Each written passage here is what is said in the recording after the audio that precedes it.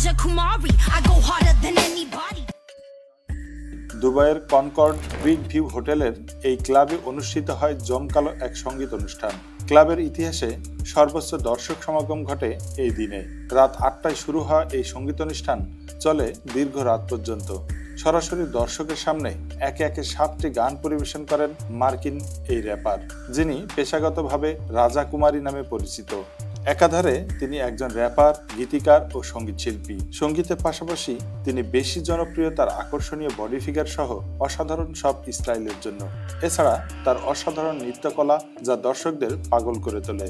গানের পাশাপাশি প্রায়ই তাকে তার ওভারওয়েট নিয়ে মিডিয়ায় আপত্তিকর প্রশ্নের মুখোমুখি হতে হয়। প্রায় ২ মণ ওজনের এই হিপহপ তারকার উচ্চতা ৫ ফিট ৯ ইঞ্চি।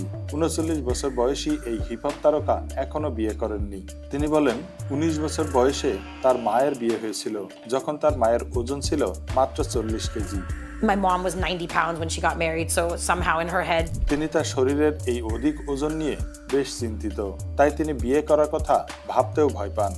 ২০১২ সালে ১৪ বছর বয়সে তিনি ইন্ডিয়ান প্রিন্সেস বা রাজাকুমারী নামে পরিচিতি লাভ করেন। তিনি তেলেগু, হিন্দি, তামিল ও ইংরেজি ভাষায় র্যাপ ও হিপ হপ গান পরিবেশন করেন।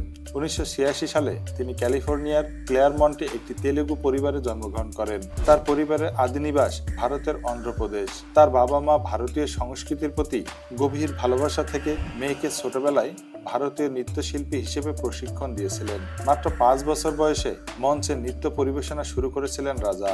বর্তমানে রাজা কুমারীর ইনস্টাগ্রামে রয়েছে ১ মিলিয়নের অধিক ফলোয়ার। এছাড়া টিকটক ও ইউটিউবে তিনি বেশ জনপ্রিয়।